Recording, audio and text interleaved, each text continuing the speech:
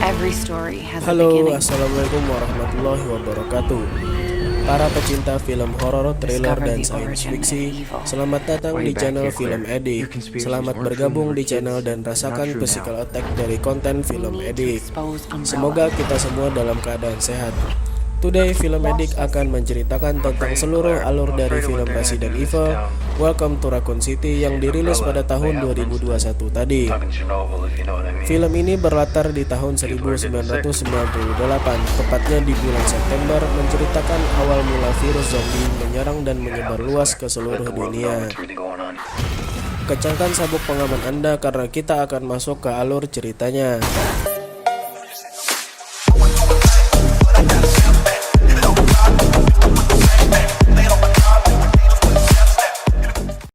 Pada satu malam yang sepi, sebuah panti asuhan di Raccoon City, saat anak-anak tertidur pulas, tiba-tiba ada sebuah tangan yang tak tahu asal-usulnya hampir menyentuh wajah seorang anak gadis bernama Claire Redfield, sehingga Claire terbangun dari tidurnya. Ternyata di sudut ruangan, Claire melihat sesosok orang misterius yang memandanginya dan memanggil Claire dengan sebutan teman. Tapi ketika kakak Claire yang bernama Chris Redfield terbangun, sosok tadi langsung bersembunyi dan pergi. Claire menjelaskan bahwa ada sesosok gadis datang dan mengawasinya lagi. Mendengar penjelasan dari Claire, Chris mengklaim bahwa dia hanya berhalusinasi lalu mengajaknya untuk kembali tidur sebelum dokter bernama Birkin menemukan ia tidur di ranjangnya. Karena Claire penasaran, Claire mencoba keluar kamar mencari sosok tersebut. Lalu kemudian mendengar suara aneh dari lantai atas. Dan Claire pun mencoba naik dan masuk ke sebuah ruangan. Di ruangan ini, Claire melihat sosok tersebut memegang lampu mainan yang berbunyi dalam sebuah tenda. Ketika Claire mendekat, lampu langsung dimatikan. Dari luar tenda, Claire melihat tangan yang cukup aneh dipasung, memiliki label bernama Lisa Trevor dan berwajah mengerikan. Saat Claire menanyakan di mana sosok tersebut tinggal, Lisa hanya menuliskan pada sebuah kertas dan bertuliskan di bawah, dan langsung seketika menghilang. Claire juga mendapati sebuah boneka di dalam tenda tersebut. Setelah menemukan boneka tadi, tiba-tiba dia ditarik keluar tenda oleh seorang dokter bernama William Birkin. Namun sayang, Claire juga tidak bisa menjelaskan kenapa ia bisa berada di sana. Sesaat kemudian, Chris datang menjelaskan bahwa Claire memang terkadang suka berjalan saat tidur sejak kematian orang tua mereka. Mendengar itu, Dr. Birkin meminta mereka untuk kembali ke kamar dan tidur. Dr. Birkin adalah seorang karyawan dari Umbrella Corporation yang mengawasi panti asuhan itu dan membawa anak-anak untuk penelitian eksperimen dia sendiri. Sesudah kejadian itu, Claire mencoba tidur. Kembali lagi terbangun karena mendengar suara Lisa yang sudah memegang wajahnya. Ternyata itu adalah mimpi Claire kecil yang sekarang sedang menumpang bersama supir truk yang menuju ke Raccoon City untuk menemui Chris pada tahun 1998. Dalam perjalanan, akibat supir nakal yang mencoba menggoda Claire, sang supir tidak melihat seorang wanita di depannya yang sedang menyeberang, hingga wanita tersebut ditabrak. Melihat wanita itu tergeletak, supir dan Claire keluar dari truk dan si supir pun menjadi panik. Karena kejadian itu, Claire meminta sang supir mencari sesuatu untuk membungkus dan membawa mayat wanita tersebut kepada Chris yang merupakan seorang polisi.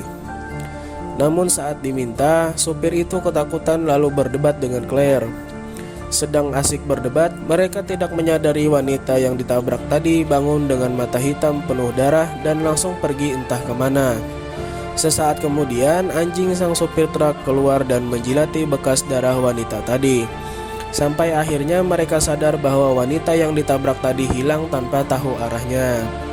Sebenarnya di sini Claire melihat wanita tadi berdiri di dalam kegelapan hutan, tapi supir mengajaknya segera pergi dari sana. Beralih scene pada seorang pria bernama Leon yang baru bangun dari tidurnya. Leon ini tinggal pada sebuah penginapan di Raccoon City yang katanya telah ditinggalkan oleh Umbrella Corporation sehingga kota itu menjadi kota mati. Lalu Leon melanjutkan tidurnya pada sebuah kafe. Di sana juga ada 3 orang bernama Albert Wesker, Jill Valentine, Richard Aiken yang sedang usil mengganggu Leon dengan membuat taruhan untuk menembak botol di atas kepalanya. Jam menunjukkan pukul 11 lewat 17 menit malam. Datang lagi dua orang polisi bernama Dully dan Marini untuk memesan kopi. Lucunya lagi, Dully juga mengganggu Leon karena menurut info, Leon dipindahkan ke Raccoon City akibat menembak pantat rekannya saat latihan. Lalu Dully mengatakan pada Wesker bahwa Dully dan temannya akan menuju ke kediaman seseorang bernama Spencer karena mendapat laporan penemuan jasad seseorang yang dimakan. Kedua polisi itu pun pergi. Kelompok Jill juga memutuskan untuk kembali ke kantor. Sebelum ke kantor, Jill mengucapkan kepada Leon, ketika kita saling kenal, dia akan tahu bahwa mereka adalah orang yang baik. Ketika mengobrol dengan pemilik kafe, tiba-tiba Leon melihat darah yang keluar dari mata si pemilik kafe tersebut. Sang pemilik kafe mengatakan dia juga tidak mengerti kenapa darah tersebut bisa keluar selama beberapa minggu terakhir. Bersamaan dengan itu, tiba-tiba jendela kafe ditabrak oleh seekor gagak yang mengeluarkan darah dan terlihat cacat. Scene beralih pada Claire yang sudah sampai di Raccoon City. Sepeninggalan Claire, Claire melihat bahwa anjing sang supir truk terlihat mengeluarkan busa dari mulutnya. Lalu tanpa diduga, anjing itu langsung menggigit tangan sang majikan. Claire pun sampai di kediaman Chris. Dikarenakan tidak ada respon dari dalam rumah, Claire pun mencoba mengetuk dari pintu belakang. Namun sayang, tetap tidak ada respon dari dalam rumah Chris. Setelah itu, Claire sempat melihat seorang anak dengan tatapan aneh menatapnya. Sesaat kemudian, ibu tersebut juga ikut melihat Claire dari dalam jendela dan langsung menutup jendelanya. Karena tidak ada respon, Claire mencoba membuka pintu secara paksa. Dalam rumah, Claire menemukan foto Chris bersama Dr. Birkin. Chris yang rupanya ada di lantai atas turun mendatanginya. Chris berkata, setelah dia kabur 5 tahun yang lalu, Dr. Birkin sudah menjadi keluarga dekatnya, ucap Chris. Dan ini membuat Chris kecewa kepada Claire. Claire meminta maaf dan menceritakan kejadian yang dialami ketika menumpang truk tadi dan merasa ada yang tidak beres dengan kota itu. Claire menunjukkan rekaman video dari seorang pria bernama Ben Bertolucci. Dalam video tersebut, Ben mengatakan Raccoon City telah diracuni secara perlahan selama bertahun-tahun oleh Umbrella Corporation dan menyebabkan penyakit yang tidak biasa. Hanya saja menurut Ben, mereka juga mengalami kebocoran yang sangat parah sehingga mereka harus melakukan karantina tapi tidak ada hasil. Claire menjelaskan bahwa setelah rekaman itu didapat, Claire tidak pernah lagi bertemu dengan Ben. Namun sayang, Chris hanya menganggap video itu hanya sebuah teori konspirasi belaka seperti yang lainnya. Scene beralih ke seorang anak gadis bernama Sherry tiba-tiba terbangun dari tidurnya. Mendengar teriakan sang anak, ayah dan ibunya langsung mendatangi kamar Sherry. Sherry adalah anak dari Dr. Birkin. Sherry bercerita bahwa ia bermimpi melihat seorang monster yang mengerikan. Setelah bercerita, telepon rumah berbunyi. Dr. Birkin mengangkat telepon tersebut. Setelah mengangkat telepon, raut wajah Dr. Birkin berubah dan tiba-tiba mengajak keluarganya untuk segera meninggalkan rumah. Terdengar suara sirine dan diiringi dengan pesan siaran dari Umbrella Corporation yang menghimbau bahwa semua warga diharapkan tetap berada di dalam rumah dan menunggu instruksi selanjutnya. Mendengar pesan itu, Chris bergegas pergi ke kantor dan meminta Claire untuk segera pergi, namun jangan memakai sepeda motor Chris. Chris pun pergi. Claire melihat botol minum dengan logo Umbrella dan bertanya-tanya kenapa Chris tidak sakit. Ketika menumpahkan isi botol, terlihat seorang wanita yang menuliskan pesan di jendela menggunakan darah di kaca. Ketika orang itu menengok, keluar darah dari mata orang tersebut yang nampaknya telah mengalami kerontokan rambut. Dari belakang terdengar suara pintu rumah dibanting. Saat diperiksa, Claire mendapati seorang anak yang tengah bersembunyi di bawah meja dan mengatakan bahwa Claire butuh pertolongan. Dengan sangat mengejutkan, orang tadi masuk menerjang kaca jendela dan langsung menyerang Claire dan berkata bahwa gatal itu enak. Claire pun panik dan segera kabur menggunakan sepeda motor milik Chris. Saat tengah malam di kantor polisi, kepala polisi yang bernama Brian Iron menjelaskan bahwa ia tidak tahu apa yang sedang terjadi. Yang dia tahu, tim Bravo yang beranggotakan Marini dan Dully tadi tidak menjawab radio mereka saat menyelidiki kasus kematian di kediaman Spencer. Brian mengatakan bahwa Spencer adalah pendiri dari Umbrella Corporation yang telah lama meninggal. Pembicaraan terjeda dengan datangnya Leon. Brian langsung menyuruh Leon untuk menjaga pintu depan karena dianggapnya Leon adalah orang yang bodoh. Wesker menerima pesan bertuliskan sekaranglah waktunya untuk memeriksa loker. Brian memerintahkan mereka semua untuk mencari tim Bravo yang hilang kontak tadi dan mencari tahu apa maksud dari pesan siaran Umbrella Corporation tadi. Ketika membuka loker, Wesker menemukan sebuah alat dengan pesan tertulis bahwa semua info ada di dalam perangkat tersebut dan juga diberitahu bahwa kota Raccoon City akan dihancurkan massal total pada pukul 6 pagi.